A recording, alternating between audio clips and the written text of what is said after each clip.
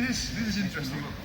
So let's now go back to all the basics from Jiu-Jitsu, and this would be a class. I actually, as a choice, also put close guard top.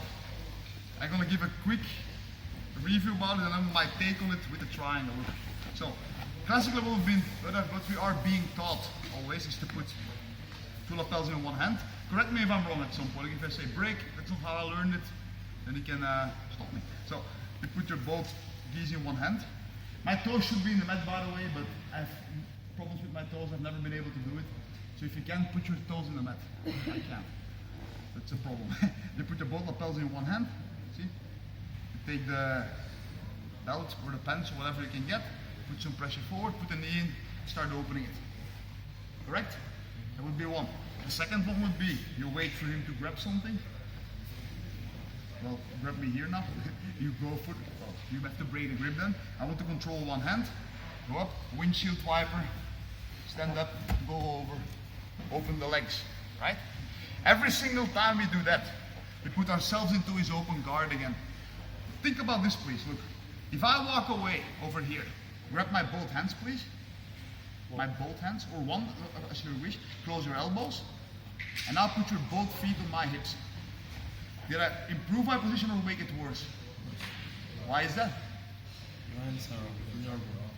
Yeah, I separated my elbows from my hips, making them more vulnerable. So what do we do from here?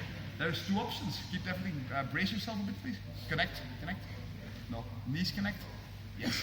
So what are the options where we do? Some people choose to walk away, and it puts us dangerously close to get triangle. And that's kidding. So go back. The other option is to go forward again. Right? And then he just, if he wants, he can just close his guard again. Which would be very stupid because it's just a reset. It's better to keep your feet on my hips, by the way. But people will choose to do that. And then we just go back and forth. We can choose to put our hips up. And then you can lift me. Oops. It's hardly a good choice. I can choose to go to one side. And you move your head to the same side. And now we get ourselves dangerously close into armbar territory. Or we can move your head over there. And I move here. And, well, I can still ride it out and grind myself in. But as you can see, there's not really a good solution to this except to wait. So what I like to do, look, come here please. The whole battle in the beginning is to put his feet on my hips. I'm never going to allow the feet on my hips. If the feet is on my hip, I'm going to put pressure on it and keep putting it forward until he chooses to put it away. Okay? Now, the next problem, I don't like this grip. It's very hard to keep. It's already very hard to get, let's say. And once I do get it, all I need to do is break this grip and I get well, put in problems straight away. Then if you think about no-gi, in no-gi we don't do this, we put our both hands, correct? So why don't we do this in gi as well? Doesn't make any sense. So when I do gi, see here, I don't like to do this. I like to put my thumbs towards me and grab the gi like this. And now I want to put myself as close as possible, preferably with the toes in the mat if you can. And you arch your back. Now we're going to mirror again. He makes a sit up, I'm going to go forward. He puts his hip up. No, I'm going to put my hip up. Okay, look, put your hip up. What's your next move here? Do something. And again, if he comes forward, I come forward again. And the angle I'll talk about in a second. So from here, so try to armbar me, please. Look, here you can armbar me. Try to armbar me now. Armbar. It's impossible as long as my weight keeps straight over him. I put my weight slightly away. Where does your head go now? Your head moves away. And now you can armbar me. If I keep my weight directly over, it's okay. So my way to pass the guard is always to flirt with the end game, flirt with the armbar, the submissions. Because people are so happy and so used to the fact that once I have it, I win, that they will make mistakes. Every single time when I'm moving back from the close guard, his hips comes on my hands, feet come on my hips, and I have to deal with that. In competition, it's very hard to pass flexible people with good spider guards, because I just will ride out the time. Same thing here, close your legs. If I do stand up and I manage to open your legs here, that's the moment when De La Riva comes. Right? And you manage to deal with De La Riva and so on and so on and so on. So my whole game to deal with it is the clash from last time. Put your hand underneath and go for the back defense from last time. Or like today, I go very close here. He puts his hip up, I put my hip up. Now I'll wait for him to bend his hip again, and I put pressure on the throat. Toes on the mat, go forward. Now at this point when I'm over him, look, he can move left or right, move to one side, and I look, he moves the head to that side, and I'm putting my pressure over him again. Start to choke him, he moves to the other side. I move my hip in over here. And so on and so on and so on. Many people decide to open their hips at this point. But what we also can do, here, keep your hip close please. I go all the way over him, see? He chooses one side, go in, and feed the triangle to him. Well, the illusion of triangle at least. Keep him over, and now you grab his leg. Keep over again, he moves. You switch, get the collar here. Now it's, well, still thumbs towards me. Keep the pressure over, start moving. Walk around, hand underneath his pants. Again, this is not for lifting, it's just to block. The lifting happens with the knee here. And when I get over here, I don't want to pass anymore. I just want to keep his hip from turning away, and little by little, choking him by bringing his butt closer to his nose. 1 minute, okay. Another option that can happen, once I'm here, you can choose two sides. You can also choose the back side. You can choose the back side. Could it be dangerous for my plata, please?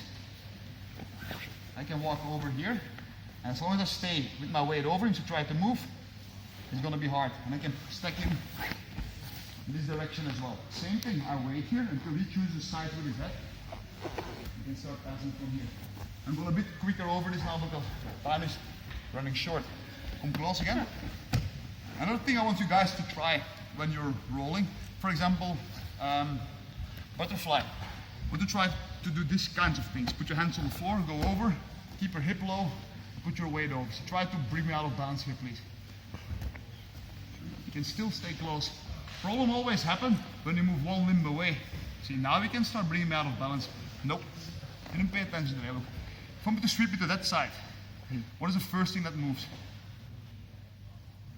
The head. Where does the head go? Down. There. Move your head to 11 o'clock. More. Look backwards, look backwards, look backwards. Look away, look away. Now you can bring me out of balance. So if I'm here, you move your head away. And I move in. And just keep walking, always keep walking this hip over his head. What is he going to do at this point to get out? He's going to push. Sorry? Turn the other way. Just try to move. See, I wait here until he starts to push me away. Push me away. You allow him to push. Clear the center line and go back in. See? So the whole game I'm trying to play is to be very compact and always getting stuck between your hands and your feet and keeping your weight over him, right? Never putting any weight on top of him yourself. Other examples. The over-under. Stop please. You're here.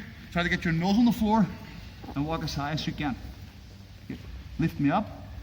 Worst case, I put you in headstand. Try to sweep me. It's quite hard to do. And here, you can start playing, clearing those legs. Now again, I don't recommend you going that high. I just want you to know, if you can play that extreme, then it's quite easy to stay here and start playing it from here.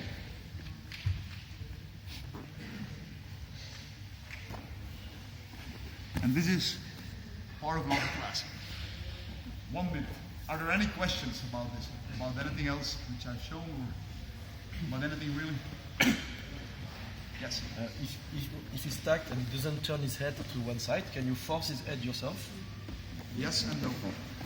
We can force. No, we can gently convince him to put his hand on one side. Okay. If it's MMA, well, if it's real life, I can start pulling your ear, pulling your hair, making you uncomfortable, right? What else can you do? You can start pinching your fingers. Nobody sees that, see? Okay, so, but let's say I want to do it the nice way. I put myself over, and I gently go a little bit to one side. Okay? And I don't commit. And we're always going to start with a hip higher and higher and higher. Okay? And that's it. So, yes. Imagine about it like this. If something is stuck, how do you get it out? If a stick is stuck into the ground and you start to pulling it out with your arms, then this happens, usually, right? And this might be someone's arm, by the way. Okay, but if you do it correctly, you get the stick, and how do you get it out? You wriggle and you lead with your hips and your arms are just frames. In Jiu-Jitsu, I never push and I never pull with my arms. My arms are just there to keep what I have, and then you move your hips to nudge it gently free. And this way, given enough time, you can take a 2 meter stick out of concrete if you give it 10 years, let's say, okay? So that's it. Any other questions? No, okay, great. Let's make a line here, please, and let's take one photo.